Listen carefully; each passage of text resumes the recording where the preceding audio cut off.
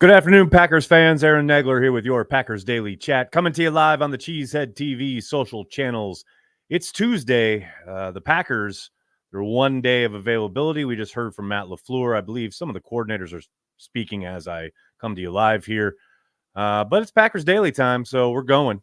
And hello to everybody in the comment section. Tall task for Matt LaFleur heading into Detroit on Thanksgiving. This is a game. Ladies and gentlemen, boys and girls, let me say this right here very plainly.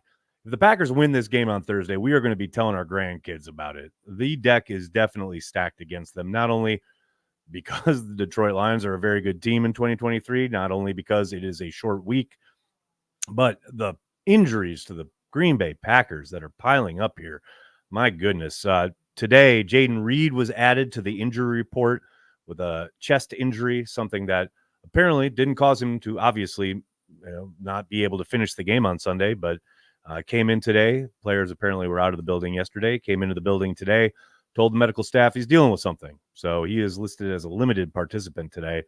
And on top of that, Luke Musgrave, it's revealed, has a very serious abdomen injury, serious enough to result in a hospital visit. And apparently he is out of the hospital now, to LaFleur's knowledge, but significant injury. Needless to say, probably won't be playing on Thursday. The hits just keep on coming here, and this is on top of Dontavian Wicks being a non-participant for the second day in a row with that concussion and a knee injury. Don't expect to see him on Thursday either.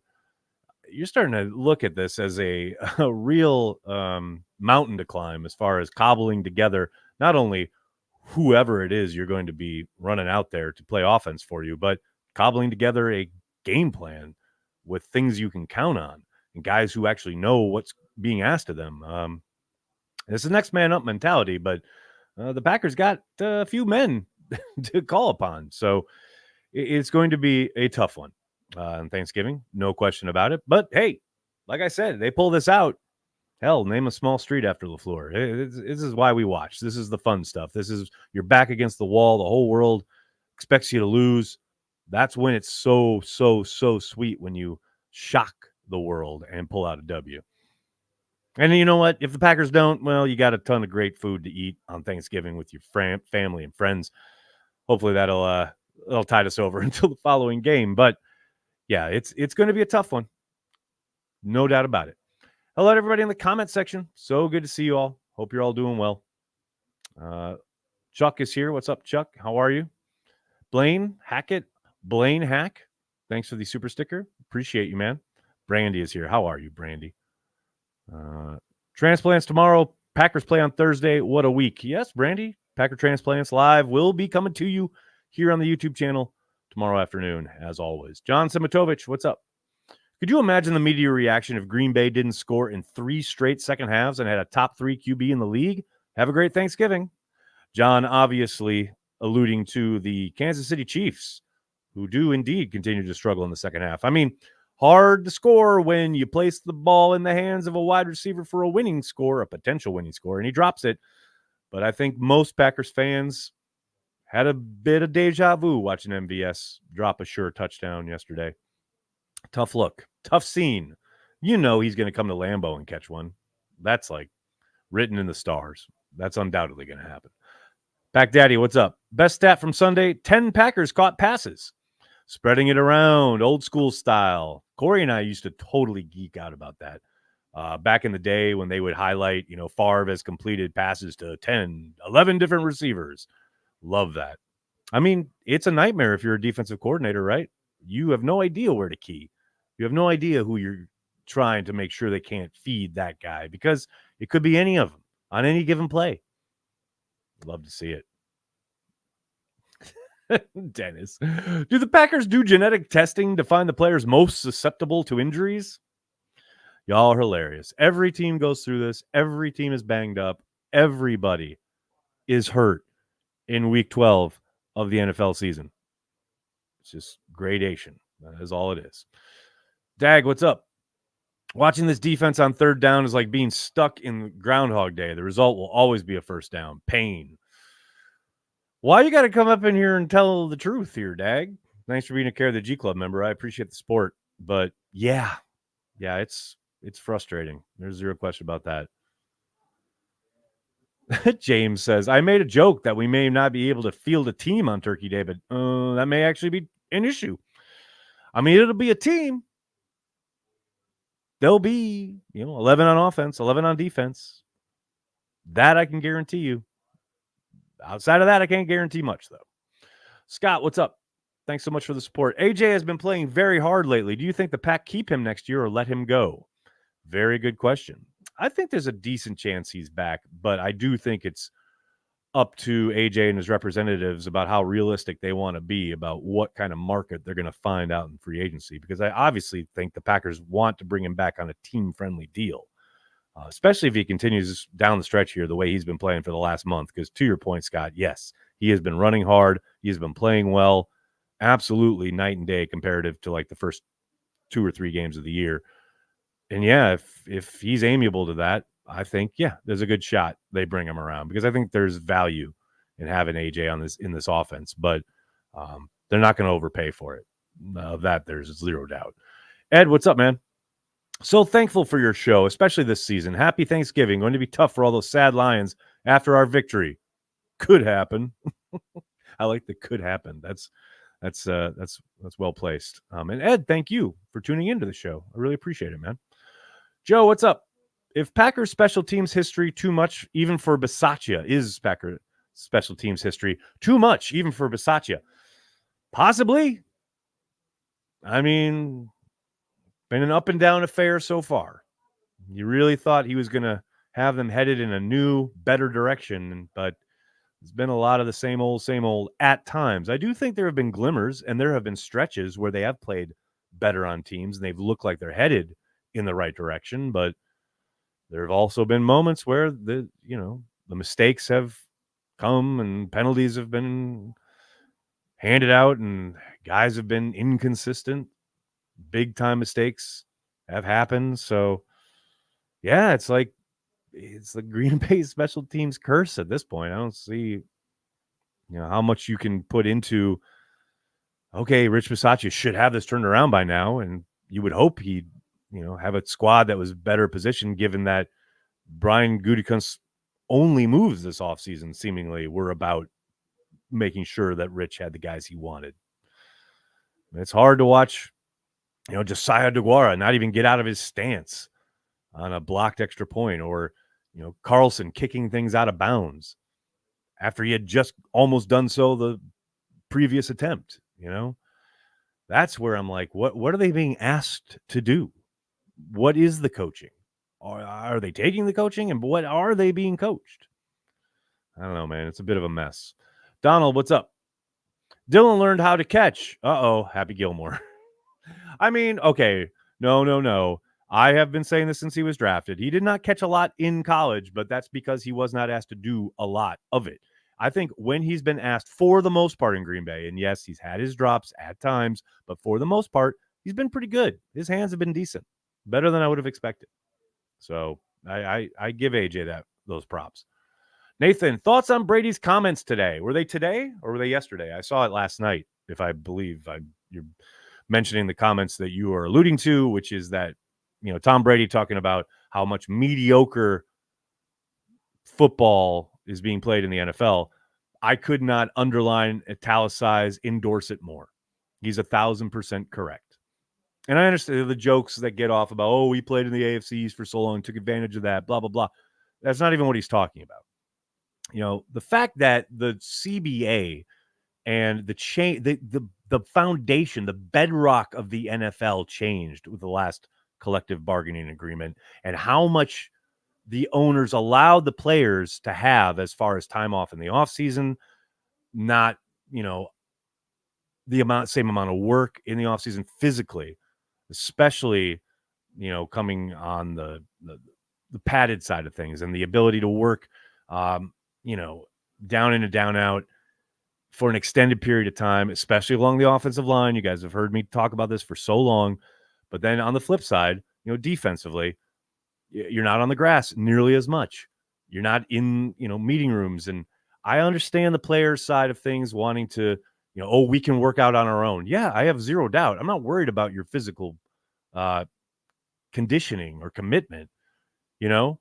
But I do notice a rise in soft tissue injuries and ligaments and things like that, where you have been allowed to go and just build yourself up to like the peak of physical form while not being in a meeting room and not working in concert with your teammates. And the product on the field has suffered. I'm sorry. I know it's probably an unpopular opinion with the player side of things, but it's all there for you to see every Sunday. I mean, go back and watch, hell, forget like even the 90s, but even like the early 2000s. The product was much better. Quarterbacks were in the building all offseason working. I mean, think back to Mike McCarthy's quarterback school and the guys who benefited from that, or go back, hell, even before that, when Holmgren was working these guys, the Aaron Brooks, the Hasselbecks, all these guys, the Brunels, all year long, as opposed to now, it's a couple weekends, it's voluntary, you're in, you're out. It's the foundation of the game, and they've ripped it away. And of course, look, it's not all on the players. I understand why the league has used that as a give as far as the negotiations go, because they're, and this is the whole thing behind the absurd flags and the way over officiating of football as it is now, which is another piece that's leading to the mediocrity we see every Sunday, because the NFL was so petrified by, the head injuries and the brain trauma and all this stuff with CTE that they have completely overcorrected the other way. It is, and most of that is, so mostly, not all, but mostly cosmetic, right? But what good does throwing a flag do after a dude's been hit? We're going to legislate it out of the game. Guys are still going to get hit. Everyone's signing up for NFL football. Is 20 years ago, okay, very different world. Right now, today, as dudes come into the NFL, they know exactly what they're signing up for. No one's under any illusions. There's no innocence anymore. But the NFL is completely overcorrected, and giving away this time in the offseason is part of that. So now we're left with this morass where, God, people can't run more than 4 or 5 plays without someone screwing up, and you can barely practice during the weeks. You can't put pads on more than once a week. You're allowed to do it 14 times all year long. Again, thanks to the CBA. You know what I mean? Like, they've taken the guts of the game and just impaled it. And that has led to exactly what Tom Brady is talking about. I could not agree with him more. He's 1,000% correct. All right. Getting off that for now. Abdul, what's up, man? Hey, Aaron, have Wyatt and Slayton been an upgrade over Lowry and Lancaster? Yes. I mean, that's a simple one. I can't even go into that one deep dive because it's yes. 100% yes. Abdul, thanks again, man. Sorry to say, with all the attention of the old struggles we've paid this season, I just don't see a scenario where Barry is fired. What say you? I think there's a very real chance that Barry gets fired. I don't think, it's going to happen in season, no matter how frustrating it might be at times. I don't think Matt can turn around and, look Barry in the face and say, I got to let you go, while, the whole first half of the season, he wasn't able to generate any offense. I just don't think that's Matt's style. I mean, I don't know. Obviously, I haven't talked to him about it, but I think he'll let this play out. But I do think there's a decent chance that we get to the end of the year and Matt reassesses. He might be ready to move in another direction. Now, that's just guesswork on my part, obviously. But, yeah, I don't think it's impossible that he gets fired. Matthew, what's up? Evening, Nags. Incredibly excited for Thursday. Conversely, my wife is deeply concerned for my ability to work on Friday morning. # running the table. I love your positivity, Matthew. As for working in the morning, man, it's I feel something coming on. I think you might need a doctor's note. I'll sign it for you. Can't be working on Friday, dude. You're clearly very, very ill. I mean, I think that's obvious, right? Like I said, I'll sign it for you. Just take it by game. Gary, you could not be more correct. And that's the thing, right? I have so many people in my mentions, and God bless people like Matthew, like run the table and playoff positions. And Matt even said today at the podium, like, don't make me go all Jim Moore on you. I mean, Thursday's it. That's all that matters right now. And it's definitely a game-by-game proposition. Speaking of game-by-game, I love the fact that we're going to get Week 12 out of the way early so I can just enjoy Sunday and watch football and not get kind of stressed and anxiety-ridden. That's kind of the one upside of having this early game in Week 12. Chris East, what's up? Is 10 struggles with the accuracy of the deep ball something he can learn, or does he just not have that part of his game? I talked about this a little bit yesterday, Chris. Right now, he doesn't have it. He's not finding consistency when it comes to the deep ball, but yes, can he hone that? Absolutely. Now, it will help when his receivers start making a few more plays for him. This is also a receiver stat, but yeah, right now he's a tick off. I don't think that's any question. I think he's been short a lot. I think he's got to recalibrate that part of his game, but they'll continue to work on it. And I suspect it'll get better. I don't know if he'll ever become like a great deep ball thrower or anything like that, but man, there's a long way to go, not only in his career, but definitely in this season. I think you'll see that start to improve. He's definitely got to work on it, but we'll see. Steve, I love these. Stenovich arrival at offensive coordinator corresponds with the fall off in offense. Oh, yeah. As well as the loss of Devontae Adams and all the other veteran receivers where they turned the page and, brought in lots of young guys and the ghost of Sammy Watkins. Like, man, I always say this, and it's the thing that bugs me about that kind of line drawing, right? And like, Steve, I'm not like trying to pick on you or anything, but we don't know what they're being asked to do as assistants, right? Maybe as coordinators as far as their input into the game plan, but we don't know which plays he would like Matt LaFleur to call in certain situations that maybe aren't getting called, which formations, what things he's trying to take advantage of when it comes to the defense week to week, schematically, personnel-wise. These are all things that they do deep dives on each and every week. And every guy's got his responsibility, but we're not privy to those. Matt LaFleur is, but we're not. So, I mean, I understand what you're saying. Yeah, the offense isn't putting up 30 points a game like it was. But you know who is? Precious few offenses in the NFL. Scoring is down across the league historically.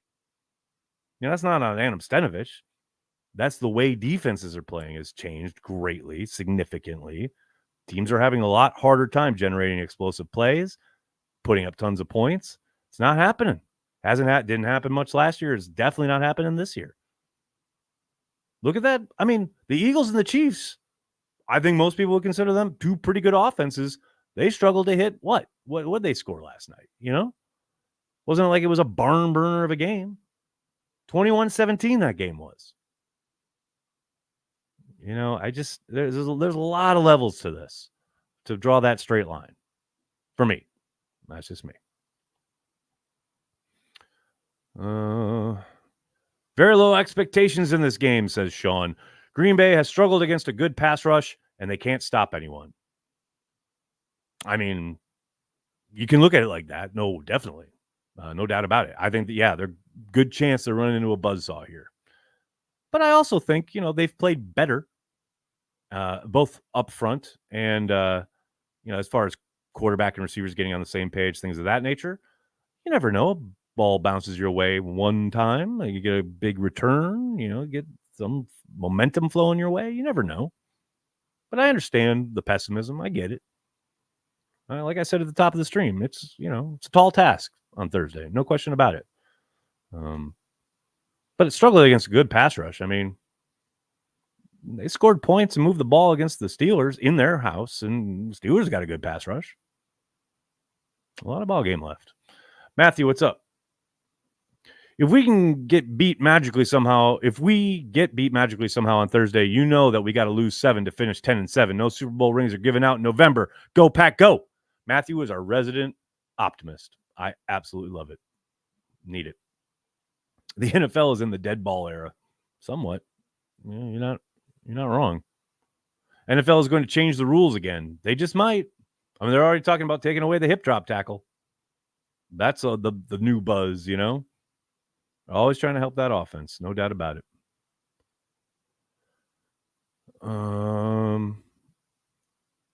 Teddy. Oh, I love this. This is great. Do the Packers have any options with Bakhtiari next season, or can he actually just, quote, hold us hostage for another year? It's crazy he wants to continue. Seems almost spiteful. Okay, Teddy. Feels like you might be projecting something there, bud. You don't know anything about Bakhtiari's intentions. I don't know anything about them. But the man wanting to play football is not out of spite. I can guarantee you that. As far as their options, yeah, they can release him instead of paying and having his, very significant salary cap number on their books. Now, they'd have to deal with the dead cap, which would also be significant. But yeah, there are options. There's also the option where perhaps they work with his representatives and somehow extend/adjust his contract, though he has been loathed, one of the few guys who's not allowed void years onto his extensions and reworks so far. Yeah, there are options. Absolutely. But I would just caution against prescribing any kind of motivation behind it outside of the man loves playing football. I don't think that's a bad thing. I mean, that's just me. That's just how I roll. But it feels a little less sinister than you're making it there. Ryan, what's up? I know you don't like Turkey Day games, but do you prefer early or prime time? Oh, early. Get it out of the way. 100%. Wake up, have a beer, turn on the game. Let's go. I much prefer that than sitting around all day, getting nervous, knots in my stomach, all that, and then wait for nighttime and then the game starts. No. Get it done. Abdul, thanks again, man. You see our offensive line fare better versus Detroit than last time. Hard to see it being worse, but it is on the road, and it is a loud-ass stadium. They're going to be jazzed for this game. That crowd is going to be electric. I don't know, man. Do I see them faring better? Slightly.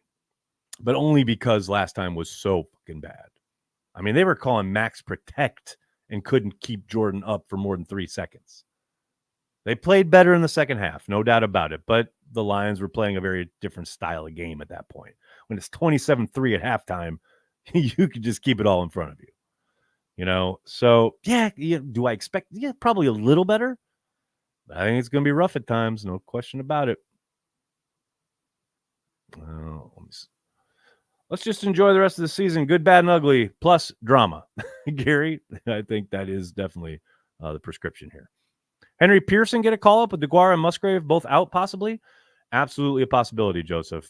He looked decent in camp, and not, funnily enough, I don't think of him much as a blocker, but in the passing game, he actually added some stuff. So, we'll see. Ed, what's up?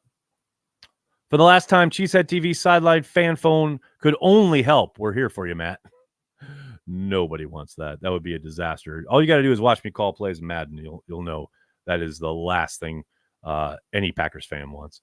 All right, everybody, I got to get going. I can't thank you enough for hanging out, talking Packers each and every day, Monday through Friday, right here on the Cheesehead TV social channels. Please do me a favor. Hit like on the video, subscribe to the channel, and then tell your friends and tell your family. Cheesehead TV, we are devoted to Green Bay Packers fans worldwide. Thanks a lot, everybody. Have a great night. Go Pack, go.